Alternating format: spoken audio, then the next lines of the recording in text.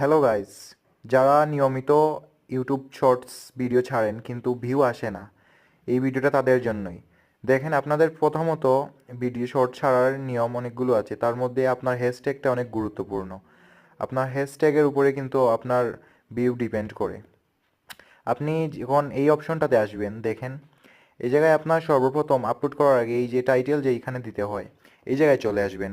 এই জায়গায় আসার পরে এই জায়গায় আপনি হ্যাশট্যাগ দিবেন। যেমন দেখেন, এই হ্যাশট্যাগ দিলাম। হ্যাশট্যাগ দিয়ে প্রথমত আপনার এখানে প্রথম তো জানেনই ফর ইউ দিতে হয়। তো ফর ইউটা দেওয়ার কারণ এটা ফর ইউ পেজে শো হওয়ার অনেক বেশি চান্স থাকে, এবং এখানে আপনি দিবেন শর্টস।